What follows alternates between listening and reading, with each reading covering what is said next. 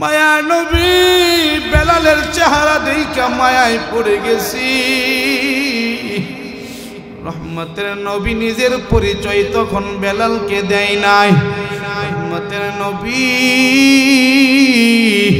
কেমন উত্তম চরিত্রের অধিকারী ছিলেন। বেলালকে বলে তোমার রুমটা কোথায়, আমাকে নিয়ে চলো। মায়া নবীকে বেলাল রুমে নিয়ে হাজির। রুমে যাওয়ার পর মায়া নবী বেলালকে বলে চাউলগুলো আমার হাতে দাও। মায়া নবী ওই চাউলগুলো হাতে নিয়া জাতা কল ঘুরাইতেছি আর ওই চাউলগুলো পিষতেছে, আটা বানাইতেছে। রহমতের নবীর মায়া নবীর শরীরে যেই চাদরটা ছিল ওই চাদরটা দিয়া বেলালকে ঘুম পাড়ায় দিয়েছে। বেলাল সাহাবীদেরকে ঘটনা বর্ণনা করতেছে।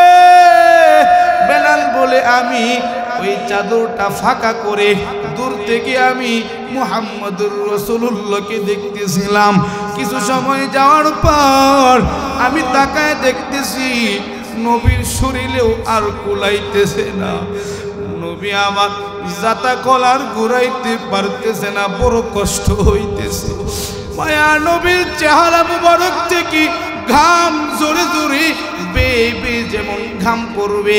বেলাল ওই সময়ে বলে আমি তো তখনও মুহাম্মদুর রাসূলুল্লাহকে চিনতাম না, তবে আমি তাকায় দেখতেছি শরীর ঘামতেছে, তবে ওই ঘামগুলো শরীর থেকে বের হইতেছে আর কেমন যেন ওই শরীরে ওই চেহারা মুবারকি নূর চমকাইতেছে। আল্লাহু আকবার। বেলাল সাহাবীদেরকে বলি আমি আমার চাদরটা ফাঁকা করে যখন তাকায় রইছি, তাকায় দেখি মায়া নবীর বড় কষ্ট হইতেছে। হাত দিয়া যখন জাতাকল ঘুরাইতে পারি না, এই সময় নবী নিজের মুখ দিয়া দাঁত দিয়া কামড় দিয়া জাতাকল ঘুরাইতেছি। রহমতের নবী চাউলগুলো পিষতেছি, আবার কিছু সময় মুখ দিয়া কিছু সময় হাত দিয়া জাতাকল ঘোরাই। নবীর হাতের দিকে দেখলাম কেমন যেন রক্ত বের হয়। আর যখন কাজগুলো শেষ হয়ে যায় বেলাল ডাক দিয়ে বলি আমি তো আপনাকে ওই রকম ভালো করেও চিনি না, কে আপনি? আপনার পরিচয় দেন, আপনার পরিচয় দেন। মানুষ তো এত সুন্দর চরিত্রের অধিকারী হতে পারে না, আপনার পরিচয়টা তাড়াতাড়ি দেন। আমাকে ঘুম পাড়াইয়া আপনি আমার কাজগুলি এত কষ্ট করে করে দিছে। মায়া নবী রহমতের নবী বেলালের কাছে পরিচয় দেয় রে বেলাল আমি কে শুনবানি, আমার নামটা হলো মুহাম্মদ, আমার বাবার নাম হলো আব্দুল্লাহ। এরে বেলাল তুমিও যেমন গরিব ঘরের সন্তান ছিলা, তোমাকে উমাইয়া বড় কষ্ট দেয়। এরে বেলাল আমার পরিচয় শুনবানি, আমার নামটা মুহাম্মদ, বাবার নাম হলো আব্দুল্লাহ। তবে বেলাল ওয়া ইনসানান আলা ইনসান ونشهد أن لا إله إلا الله وحده لا شريك له لا ضد له ولا ند له ولا مثل له ولا مثيل له ونشهد أن سيدنا وسندنا وحبيب ربنا وطبيبنا وطبيب قلوبنا ومولانا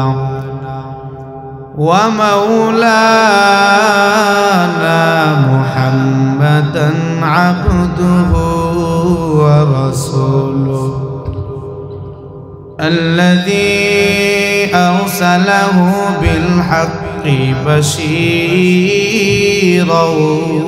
ونذيرا وداعيا إلى الله بإذنه وسراجا منيرا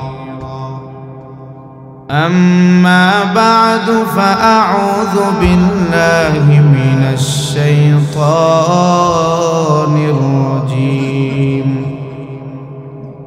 بسم الله الرحمن الرحيم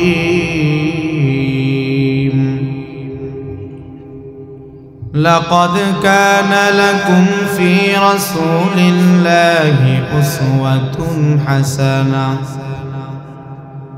أسوة حسنة لمن كان يرجو الله واليوم الآخر وذكر الله كثيرا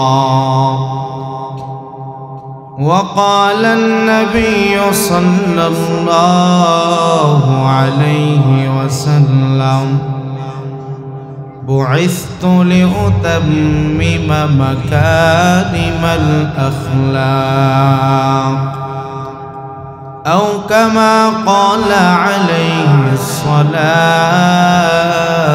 والسلام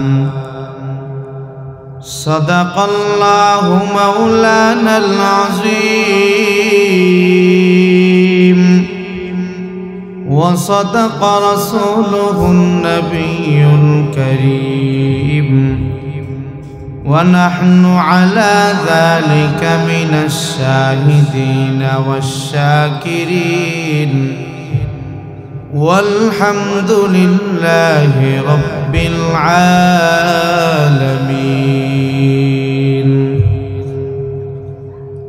कौनैन का मुख्तार खुदा तुमको बनाया कौनैन का मुख्तार खुदा तुमको बनाया उम्मत की निगाहबान खुदा तुमको बनाया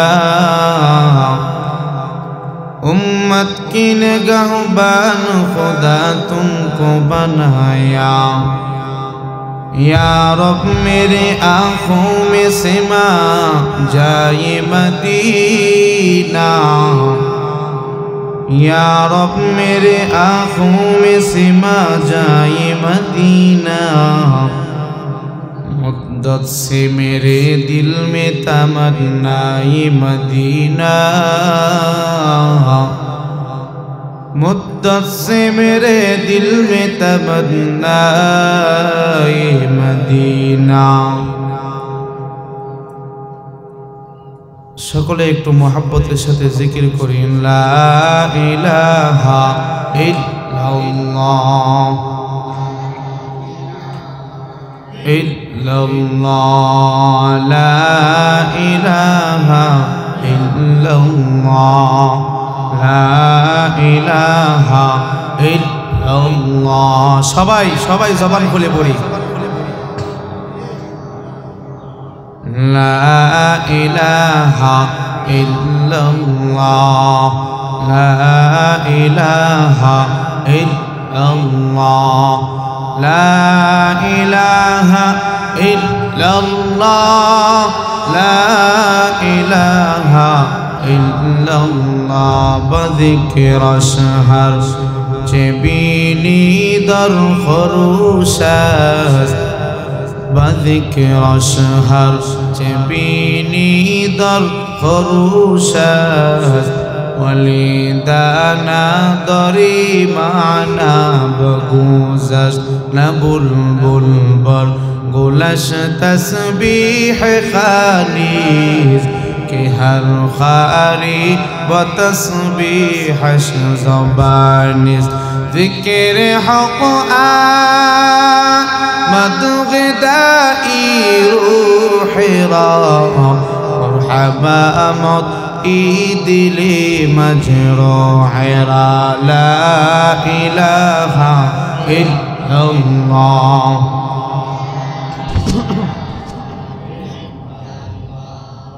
লা ইলাহা ইল্লাল্লাহ লা ইলাহা ইল্লাল্লাহ ভাইজান বহু দূরে মদিনা আমরা কেমনে যাব জানি না সবাই সবাই বলি বহু দূরে মদিনা আমরা কেমনে যাব জানি না দয়া করো দয়াল আল্লাহ দয়া করো দয়াল আল্লাহ পুরাও মনের বাসনা লা ইলাহা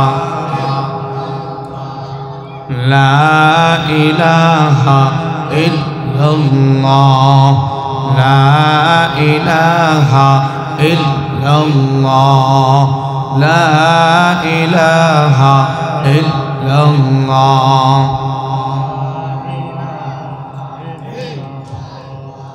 মিজান হাতে করো হাতের কাম পাই করো পায়ের কাম হাতে করো হাতের কাম পাই করো পায়ের কাম জবানি বলো আল্লাহর নাম জবানি বলো আল্লাহর নাম সব সময় বলো ইল্লাল্লাহ লা ইলাহা ইল্লাল্লাহ লা ইলাহা ইল্লাল্লাহ লা ইলাহা ইল্লাল্লাহ লা ইলাহা ইল্লাল্লাহ মুহাম্মাদুর রাসূলুল্লাহ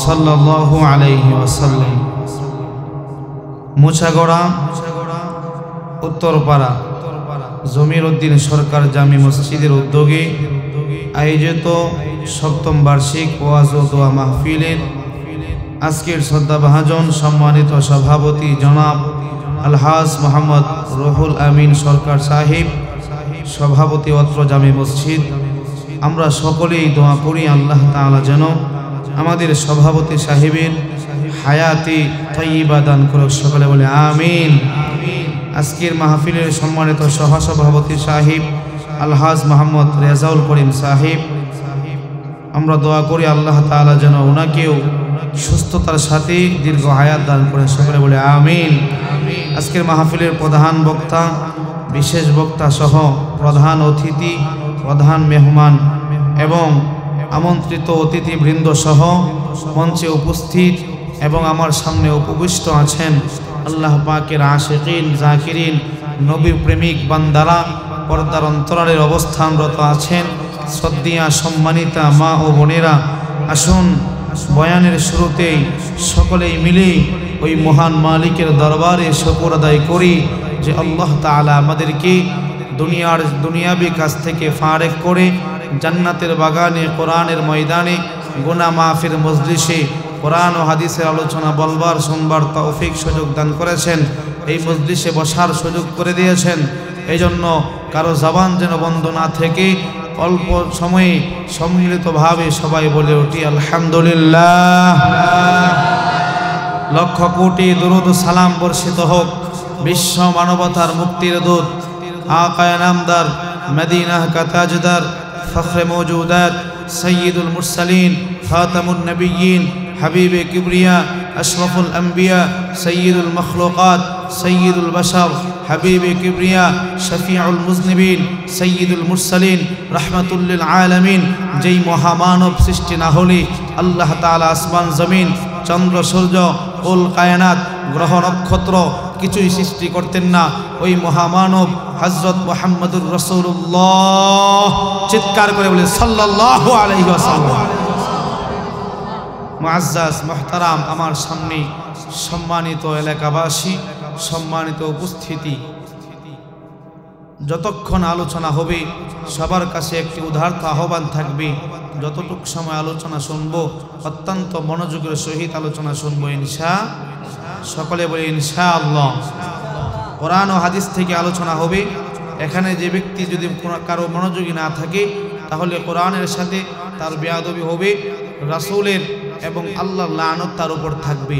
এই জন্য আমরা মনোযোগের সহিত বসবো তো ইনশাআল্লাহ। আল্লাহ আমাদেরকে কবুল করেন, সকলে বলে আমিন।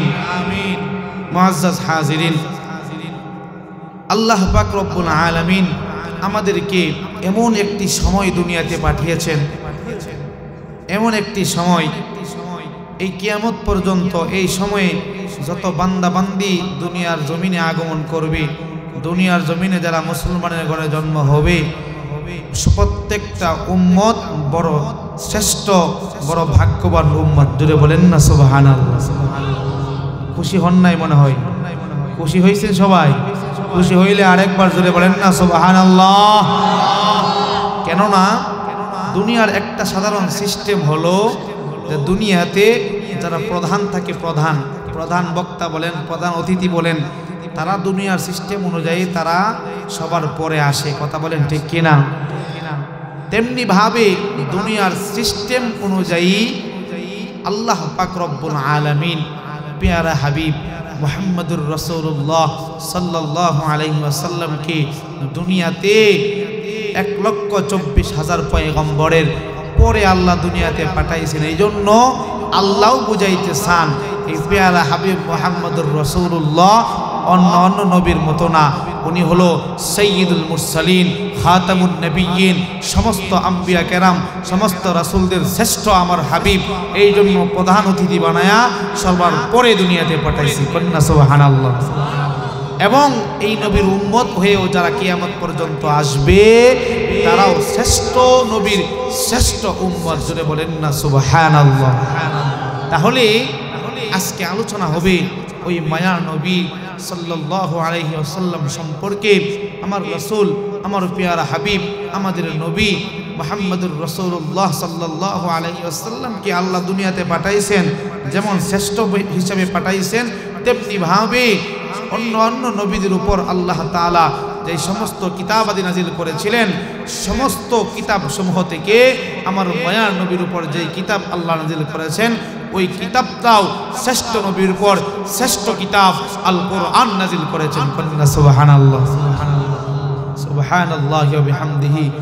ওই শ্রেষ্ঠ কোরআনে, মহাগ্রন্থ আল কোরআনে আল্লাহ তাআলা একটা আয়াত নাজিল করে বিশ্ববাসীকে বলে দেন, বিশ্ববাসী শুনে নাও, অন্য নবীদের উপরে যেই কিতাবগুলো আমি আল্লাহ নাজিল করেছিলাম, কোনো কিতাব সম্পর্কে আমি আল্লাহ ওয়াদা দেই নাই যেই কিতাব সম্পর্কে, যেই কিতাব রাসূলের উপর আমি নাজিল করেছি, এই কিতাব, এই কোরআন সম্পর্কে আমি যেই ওয়াদা দিয়েছি, কোনো কিতাব সম্পর্কে এই ওয়াদা দেয় নাই। কি ওয়াদা? সূরাতুল হিজর খুলবেন, আয়াত নাম্বার 9, কোরআনের 14 পারা 1 পৃষ্ঠার 7 নাম্বার লাইনে আল্লাহ জানায়া দেয়, ইন্না নাহনু নাযালনা যিকরা, ইন্না নাহনু নাযালনা যিকরা ওয়া ইন্না লাহু লাহাফিজুন।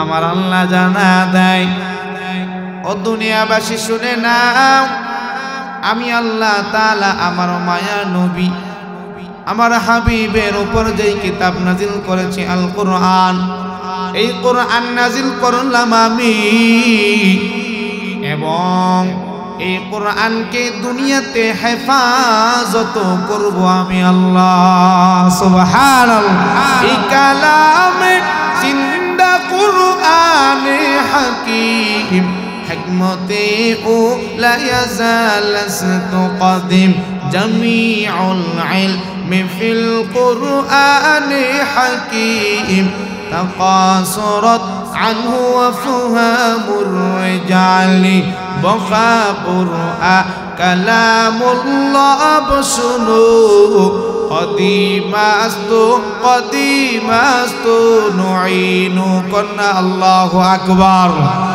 চিৎকার করে আরেকবার বলেন না আল্লাহু আকবার।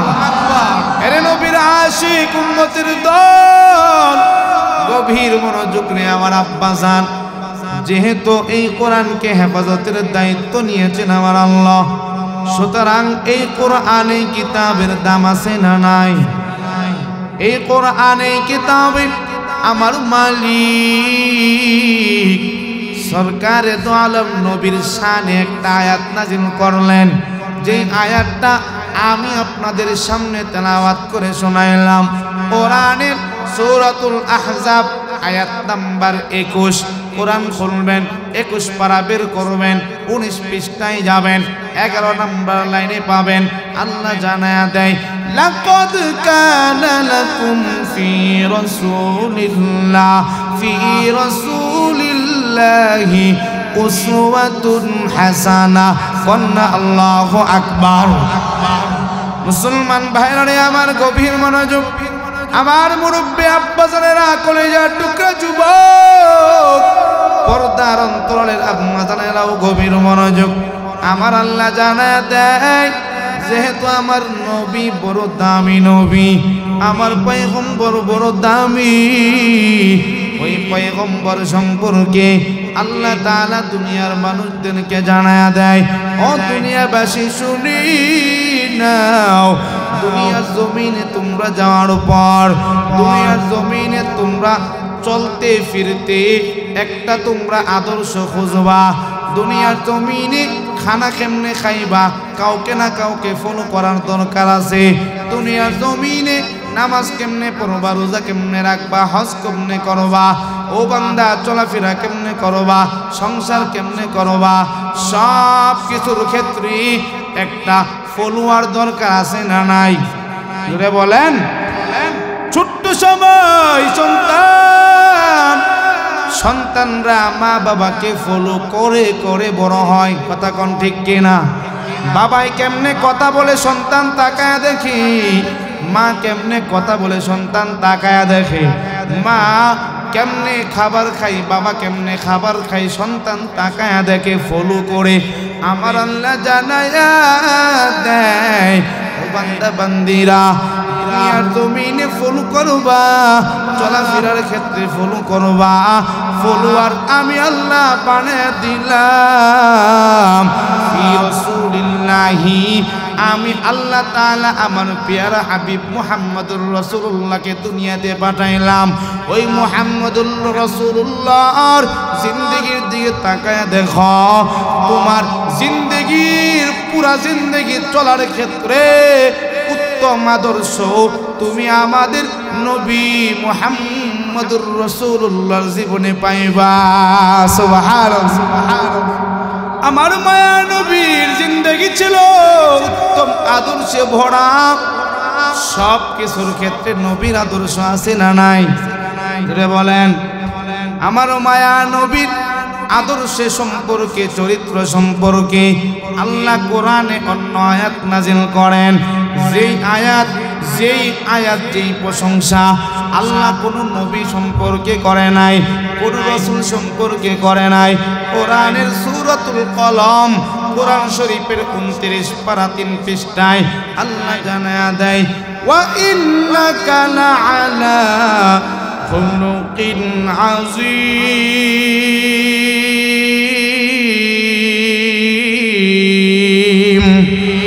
আমার মাওলা জানায়া দেয়, ও পয়গম্বর আমার প্যারা হাবিব, আপনি নবীকে কাফেররা অপবাদ দেয়, আপনি নবীর চরিত্র সম্পর্কে কাফেররা গালমন্দ করে গো নবী। ও রাসূল আমার,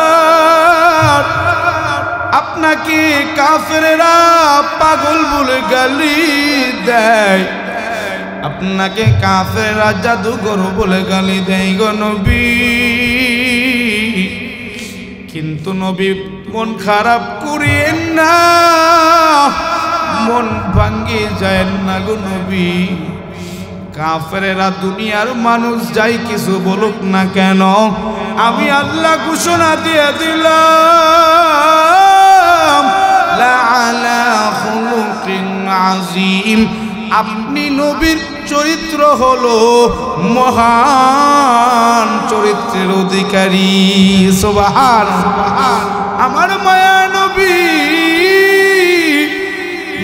নবীর চরিত্র সম্পর্কে, আদর্শ সম্পর্কে আল্লাহ বলেন খুলুকে আযীম, মহান উত্তম চরিত্রের অধিকারী, নবীর আশিক। খুলুকে আযীম এটা হলো আরবি শব্দ, যার অর্থ দাঁড়ায় মহান সুন্দর উত্তম চরিত্রের অধিকারী। তবে এই উত্তম চরিত্রটা কয়েক ধরনের হয়, 3 ধরনের হয়। 1 নাম্বার খুলুকে হাসানা, 2 নাম্বার খুলুকে কারিমা, 3 নাম্বার খুলুকে আযীমা। খুলুকে হাসানাও উত্তম, খুলুকে কারিমাও উত্তম, তবে আল্লাহ তাআলা খুলুকে আযীমা ব্যবহার করেছেন। ব্যাখ্যা দিতে গিয়া মুফাসসিরিন কেরাম লেখেন, কোন বান্দাকে যদি অন্য মানুষ কষ্ট দেয়, কষ্ট পাওয়ার পর যে ব্যক্তি কষ্ট দিছে আর যে ব্যক্তি কষ্ট পাইছে, কষ্ট পাওয়া ব্যক্তিকে বলা হয় মাজলুম। কি বলা হয়? মাজলুম। কষ্ট পাওয়ার পর যদি জালেমকে ক্ষমা করে দেয়, কি করে দেয়? বুঝতেছেন কথা? জোরে বলেন, বুঝতেছেন? যেমন আপনাকে কেউ কষ্ট দিল, ঘুষি দিছে বা থাপ্পড় দিছে বা গালি দিয়ে কষ্ট দিছে, কষ্ট পাওয়ার পর আপনি যদি তাকে মাফ করে দেন, এটা হলো একটা সুন্দর চরিত্রের অধিকার। কথা বলেন ঠিক কিনা? এটাকে বলা হয় খুলুকে হাসানা। এরপরে 2 নাম্বার হলো খুলুকে কারিমা, যেটা যে আপনাকে যে ব্যক্তি কষ্ট দিছে, গালি দিছে বা চড় দিছে বা থাপ্পড় দিছে, আপনি কষ্ট পাওয়ার পর তাকে তো মাফ করে দিছেন, তাকে মাফ করে দিছেন। প্রথমটা ছিল যে তাকে আপনি মাফ করেন নাই, সমপরিমাণ তাকে শাস্তি দিয়ে দিছেন। যেমন একটা গালি দিছে, একটা গালি আপনি প্রতিশোধ নিয়ে নিলেন, এটাকে বলা হয় খুলুকে হাসান। এরপরে খুলুকে কারিমা বলা হয় প্রতিশোধ নেই নাই, তবে প্রতিশোধ না নিয়া যে গালিটা দিছে, গালি দেওয়ার পর তাকে মাফ করে দিলাম, কষ্ট দিছে তাকে কষ্ট পাওয়ার পর আমি মাফ করে দিলাম, এটাও একটা সুন্দর চরিত্র। এরপরে যে 3 নাম্বারটা হলো খুলুকে আযীমা। মুফাসসিরিন কেরাম বলেন যে কষ্ট দিছে, কষ্ট পাওয়ার পর তাকে তো মাফ করছেই, মাফ তো করছেই, মাফ করার পরে বলতেছে যে ভাই আপনি আমাকে কষ্ট দিয়েছেন, কষ্ট দেওয়ার দ্বারা কষ্ট করে আপনি আমাকে একটা থাপ্পড় দিয়েছেন, আপনার হাতের কষ্ট হয়েছে, ভাই আপনার জন্য আমি আপনার কাছে ক্ষমা চাই, মাফ তো করছি আমি, এবং আমার জন্য যে কষ্ট করলেন এটার জন্য আপনার কাছে ক্ষমা চাই। করেন না সুবহানাল্লাহ। আমার মায়া নবী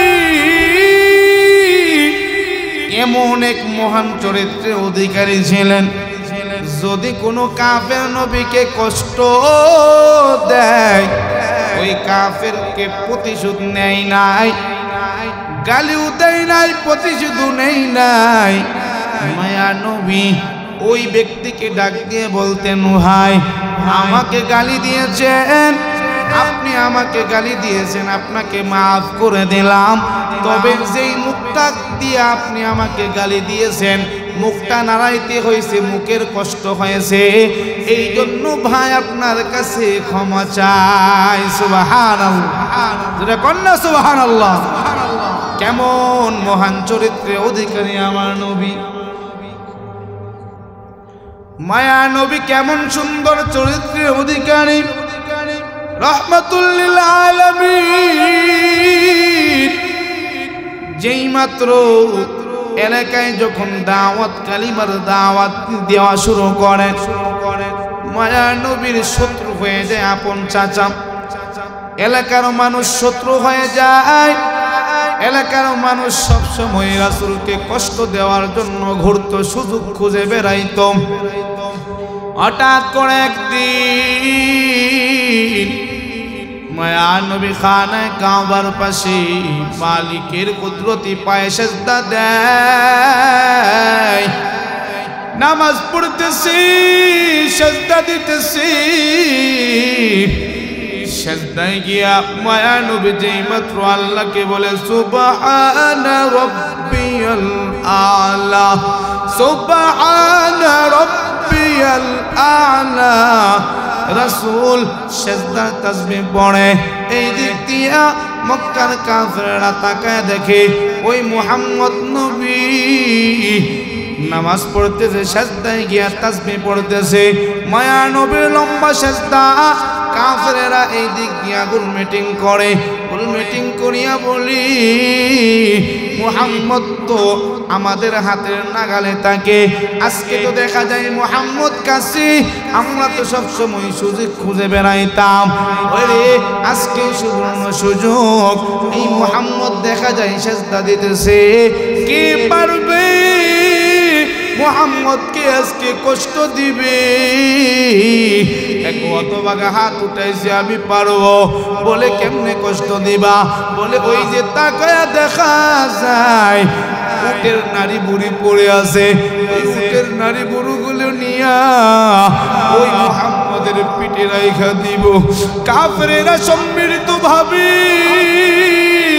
মায়া নবী যখন সাজদা দেয় উটের নারী বুড়োগুলো নিয়া মায়া নবীর পিঠ মুবারকে রাইখা দেয় রহমতের নবী আবার সাজদায় পড়ে আসি উটের নারী বুড়ি বড় ওজন মায়া নবী মাথা মুবারক নড়াইতে পারি না সাজদা থেকে আর উঠতে পারতেছে না চেষ্টা করতেছি উঠতে পারে না এই দিক দিয়া নবীর পাশে যে সাহাবীরা ছিল তারা ছিল বড় দুর্বল সাহাবী তেমন কোনো শক্তি যাদের ছিল না এই কাফেরদের সঙ্গে লড়াইয়ের শক্তি ছিল না কাফেররা যখন মায়া নবী উঠতে চায় উঠতে পারে না বড় হাসাহাসি করি আর পাশে থাকা সাহাবী দৌড়ায় মায়া নবীর ঘরে যায় মায়া নবীর কলিজা টুকরা মেয়ে ফাতেমা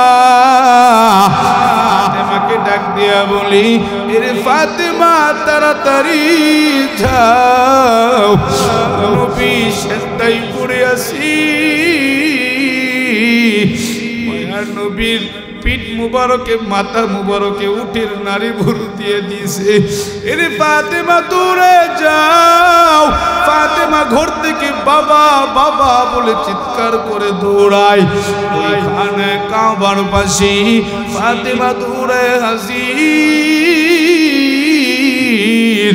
ফাতেমা রাদিয়াল্লাহু তাআলা আনহা মায়া নবীর পিঠ মুবারক থেকে নারী বুড়োগুলো সরায়া দেয় আর নবী সেজদা থেকে মাথা উঠাইছেন তাশাহুদ বৈঠক শেষ করে সালাম ফিরাইছে ফাতেমা ডাক দিয়া বলে এরে বাবা আমার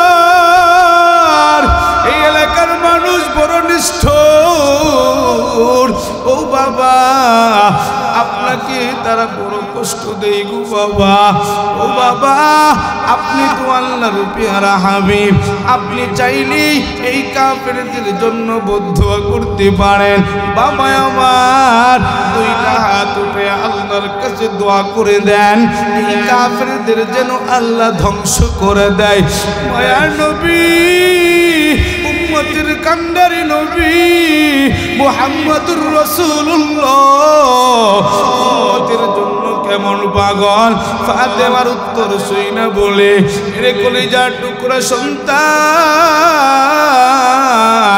আমার এলাকার মানুষ অবুঝ আমি মুহাম্মদকে চিনে না তারা বুঝি না আমি তাদেরকে বদদুয়া করতে পারি নাই কেন না আমাকে আমার আল্লাহ কারো জন্য বদদুয়া দেওয়ার জন্য পাঠাই নাই আমাকে আমার আল্লাহ দুনিয়াতে পাঠাইছেন পুরা দুনিয়ার পুরা বিশ্ব সবার জন্য রহমত স্বরূপ আমাকে পাঠাইছে আল্লাহু আকবার ওয়া মা আরসালনাকা ইল্লা রাহমাতাল লিল আলামিন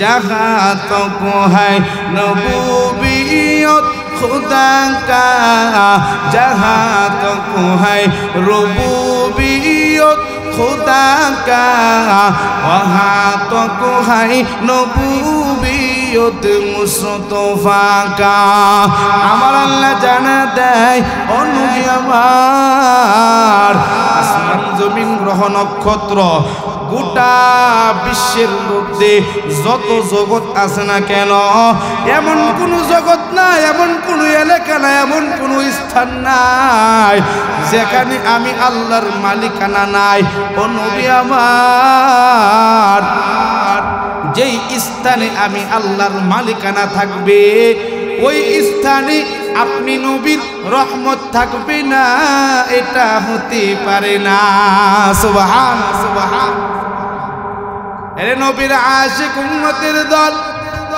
গভীর মনোযোগ করে আব্বাজান আমার মায়া নবী কেমন মহান চরিত্রের অধিকারী কোন নবীর উম্মত হতে পেরেছি নবী প্রেমিক হইতে পারলাম না নবীর ইশক অন্তরে নিতে পারলাম না এরে কলেজার টুকরা যুবক কার প্রেমে পাগল হইছো দুনিয়ার প্রেমে পাগল হইয়া ঘুরে বেড়াইতেছো একটা বার যদি একটা সময় যদি মায়া নবীর প্রেম রাসূলের ইশক অন্তরে ঢুকাইতে পারো খোদার কসম করে বলি ওই কিয়ামতের ময়দানে আমাদের নবী তোমাকে আমাকে সারা জান্নাতে ঢুকবে না ঠিক না মায়া নবী সরকারে দু আলম নবী কেমন মহান চরিত্রের অধিকারী মায়া নবীর সাহাবী হযরতে বেলাল রাদিয়াল্লাহু তাআলা আনহু জানায়া দেয় সাহাবী বেলাল অন্যান্য সাহাবীদেরকে নিয়ে বসে আছেন আর সাহাবীরা একত্র হইয়া কে কখন কেমনে ইসলাম ধর্ম গ্রহণ করেছে বর্ণনা করতেছে সব সাহাবীরা বলতেছে আমি এভাবে ইসলাম পেয়েছি ওইভাবে ইসলাম পেয়েছি হযরতে বেলাল ওই সময় চোখের পানি ছেড়ে দিয়ে বলে সাহাবীদের দল তোমরা তো সবাই ভালো ফ্যামিলির সন্তান ছিলা তোমরা সবাই ভালো ফ্যামিলির সন্তান তোমাদের তো ইসলাম ধর্ম গ্রহণ করতে কোনো ধরনের কষ্ট হয় না তবে আমি বেলাল যখন ইসলাম ধর্ম গ্রহণ করেছি বড় কষ্ট হয়েছে গো আমাকে মানুষ বড় কষ্ট দিয়েছে কেননা আমি বেলাল ছিলাম মানুষের বাড়ির গোলাম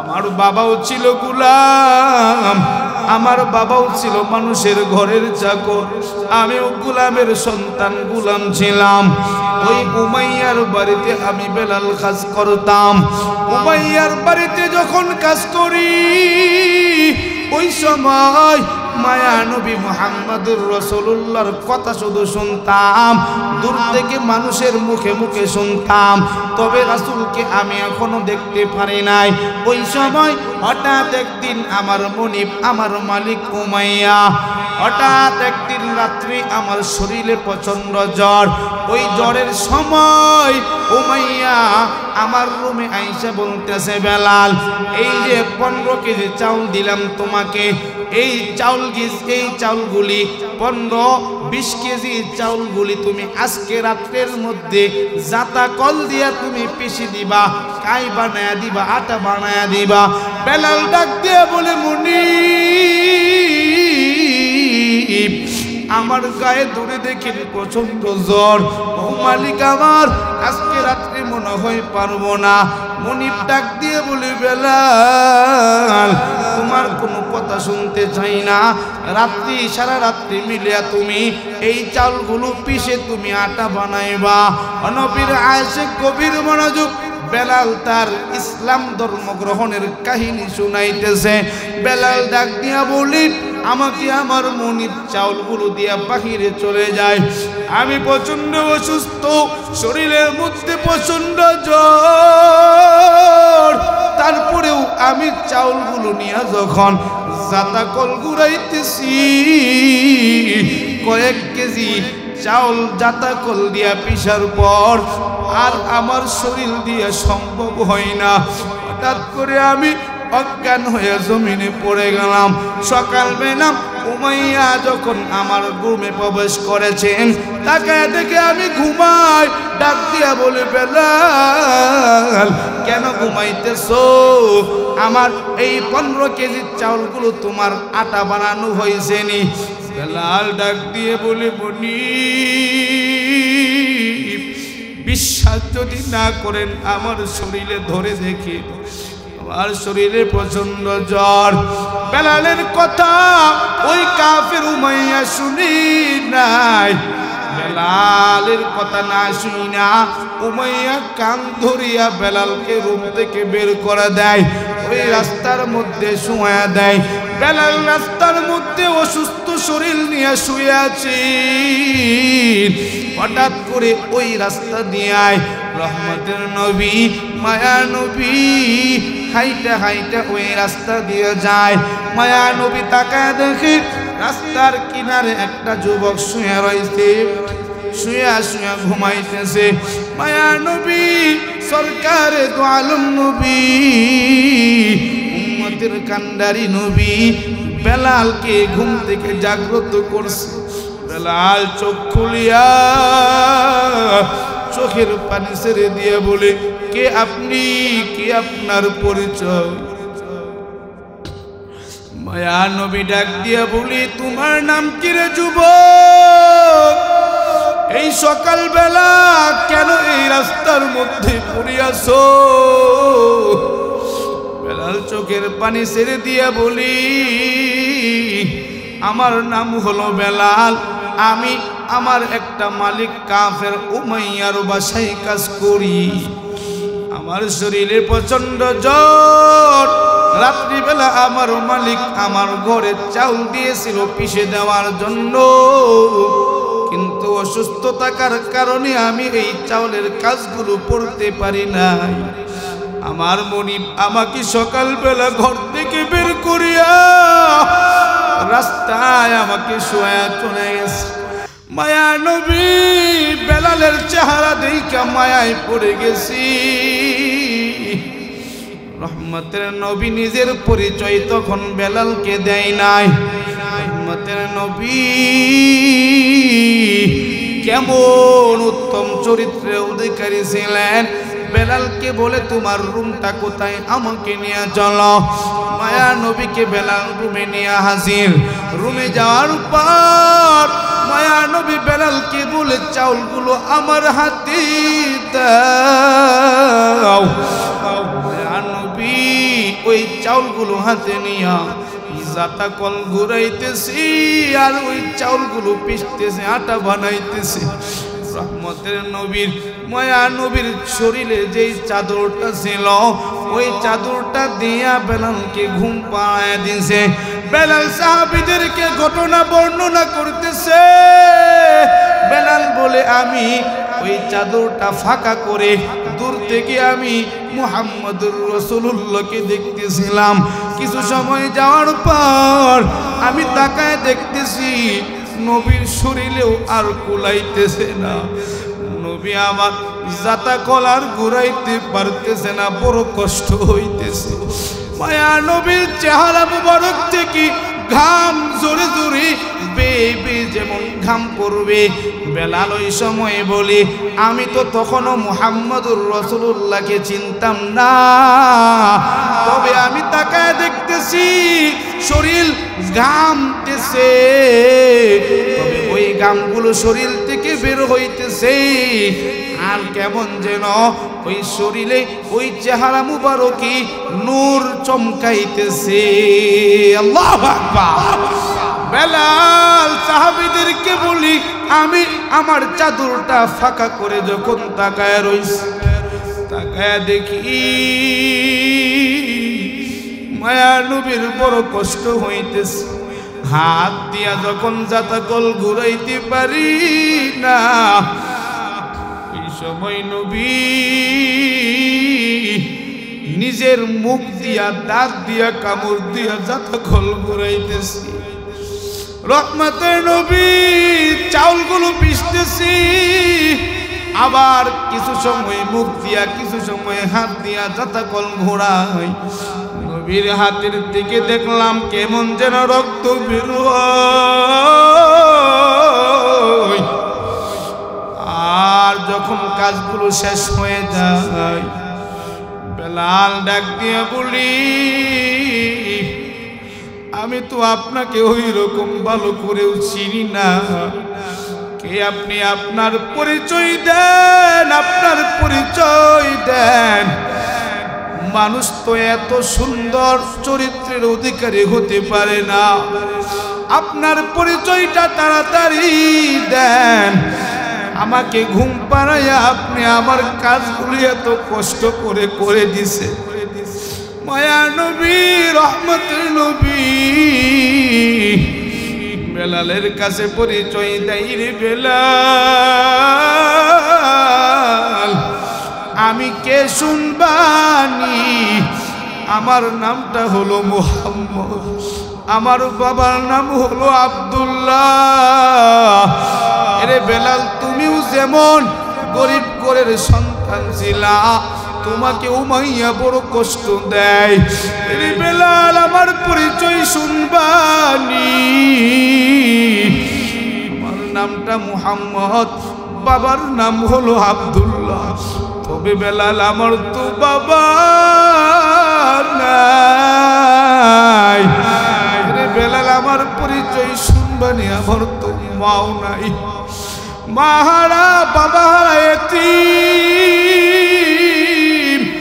দাদার ঘরে আমি লালন পালিত হইতাম কিছুদিন পর দাদাও দুনিয়া থেকে চলে গেছে দাদা চলে যাওয়ার পর চাচা আবু তালেবের বাড়িতে আমি বড় হয়েছি এর বেলাল আমার এলাকার মানুষ আমাকে বড় সম্মান করত তবে আমি এখন এলাকার মানুষের দ্বারে দ্বারে ঘুইরা কালিমার দাওয়াত দিতেছি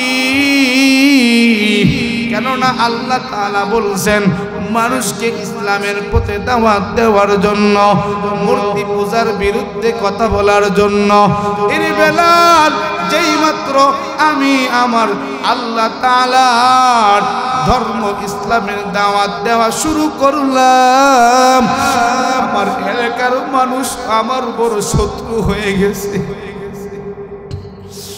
তোমাকে যেমন কষ্ট দেয় আমি মুহাম্মদ কেউ এলাকার মানুষ বড় কষ্ট দেইনি বেলাল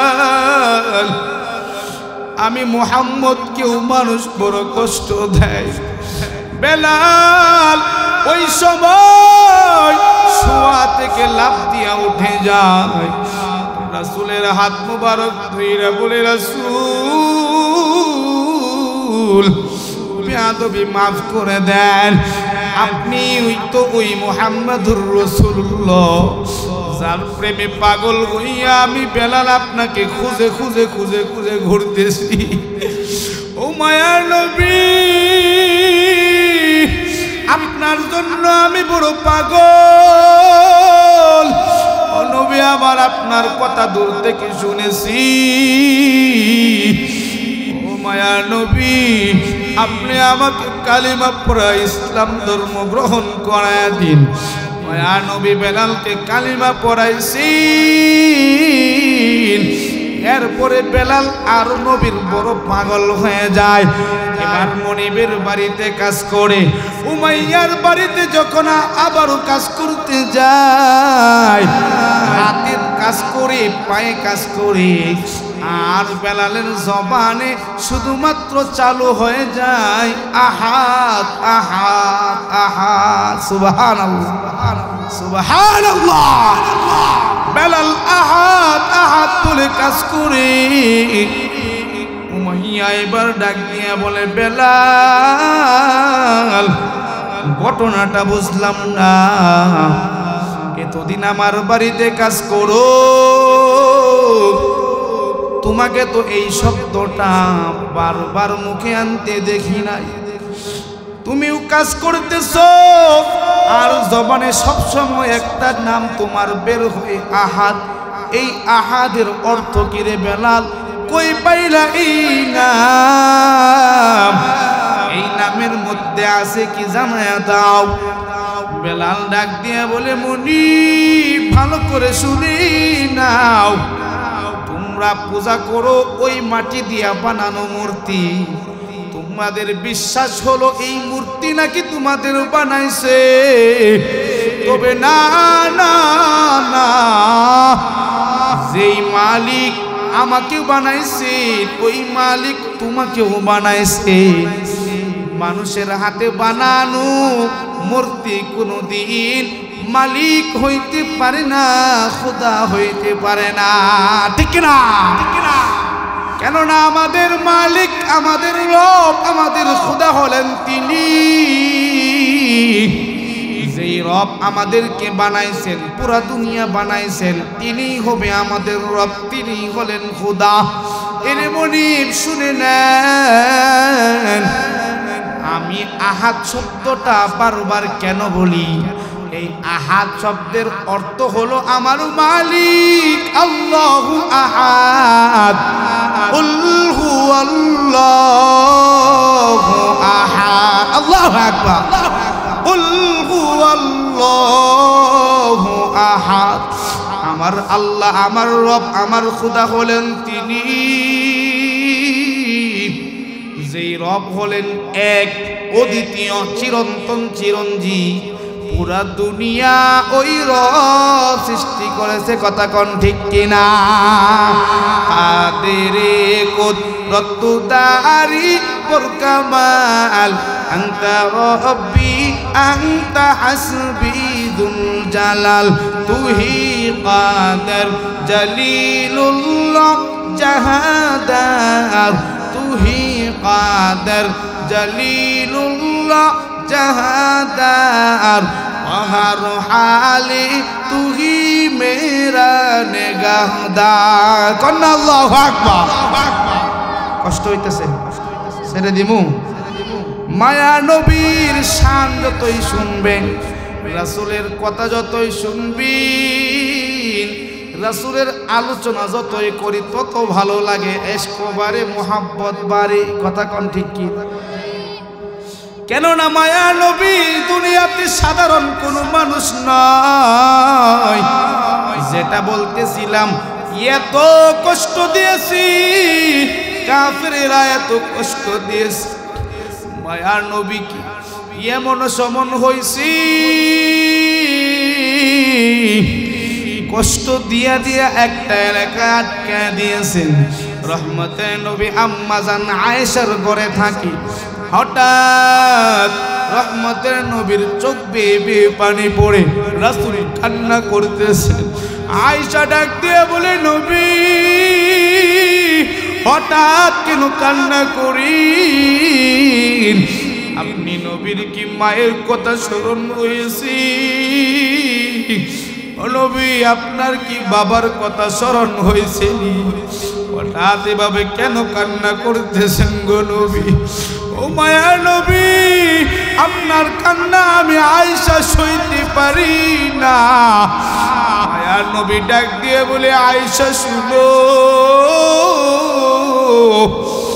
আমি কান্না করতেছি কেন জানুনি?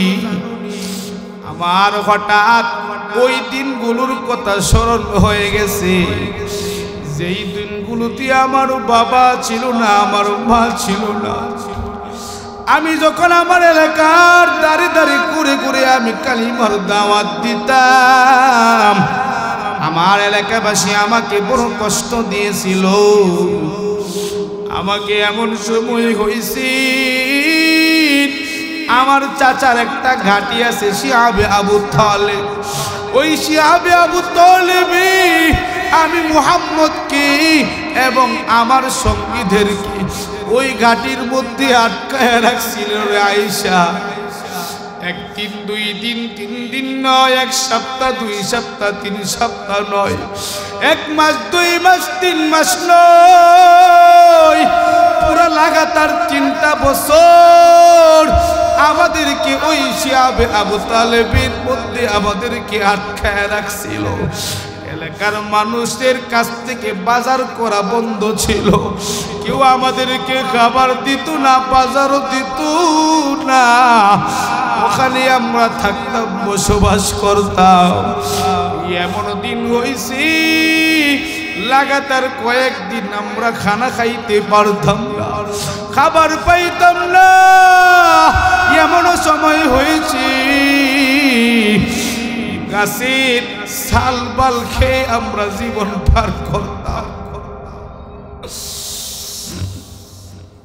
আল্লাহ, এরে আয়েশা শুনে না,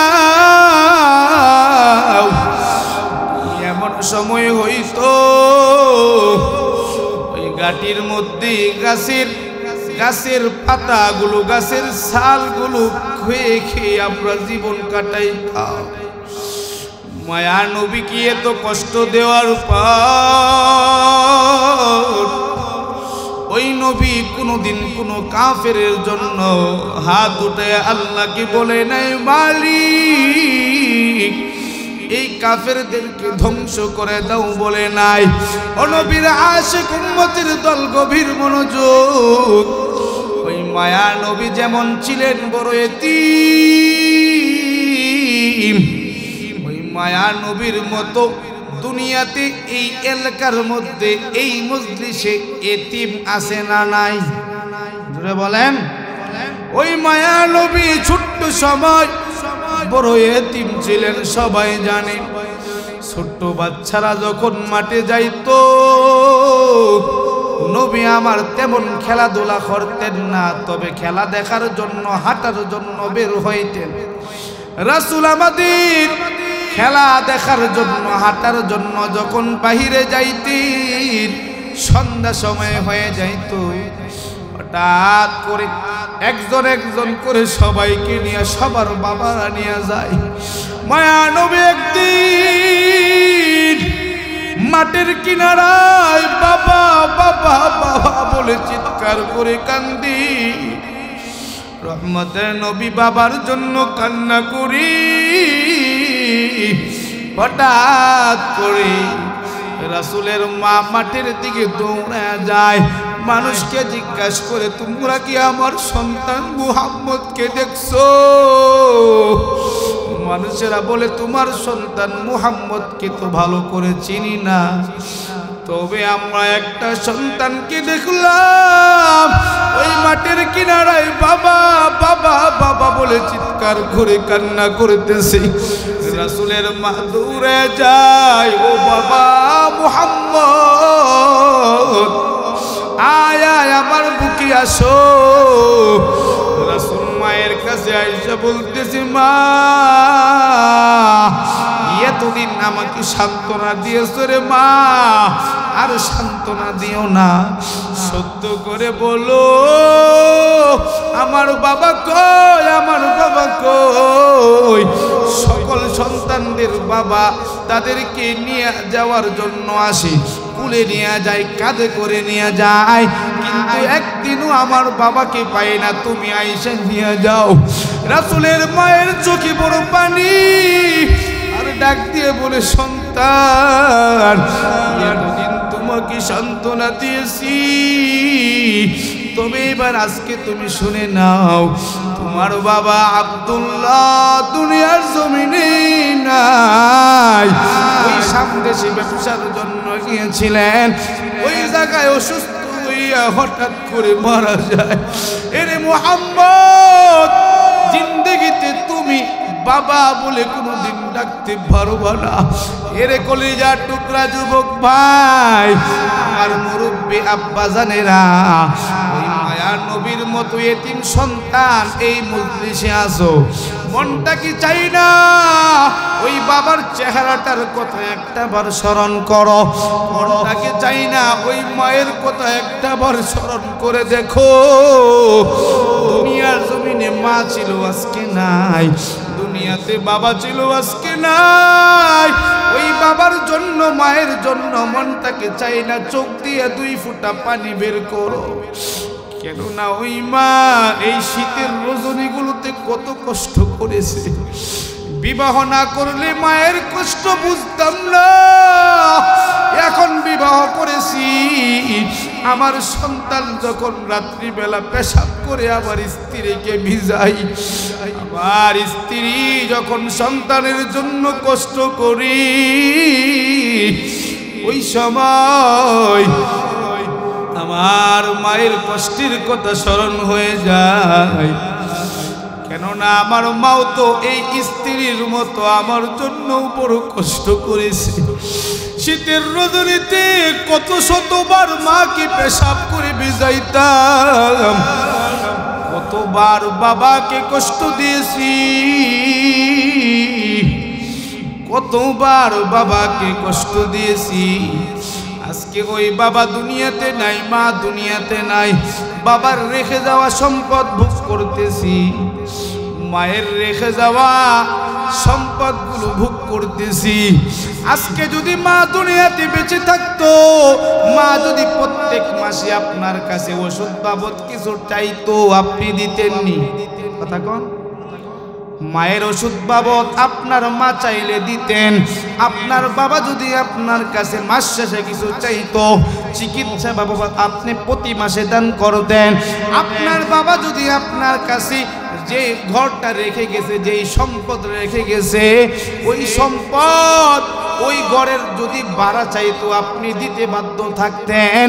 এরে আমার মুরব্বী আব্বাজানেরা, কলেজার টুকরা যুবক ভাইয়েরা, বলবো ওই মায়ের কথা স্মরণ করিয়া, ওই বাবার কথা স্মরণ করিয়া আজকে দুনিয়াতে অনেক টাকা পয়সা কামাই করছেন, লক্ষ টাকার মালিক আপনি, কিন্তু মনটা চাইলি মায়ের মুখে একটা আপেল কিনে দেওয়ার কোনো সুযোগ হয় না। মনটা চাইলেই বাবার মুখে একটা কমলা কিনে দেওয়ার সুযোগ হয় না। ওই মায়ের কথা স্মরণ করিয়া, বাবার কথা স্মরণ করিয়া, না জানি তারা ওই অন্ধকার কবরে কেমন আছিস। আমি তো আজকে দুনিয়াতে বিল্ডিং এর মধ্যে ঘুমাই, আমার মা না জানি ওই অন্ধকার মাটির ঘরে কেমন আছে, আমার বাবা না জানি অন্ধকার মাটির ঘরে কেমন আছে। তাদেরকে যেন আল্লাহ তাআলা জান্নাতি বালাখানা দান করেন।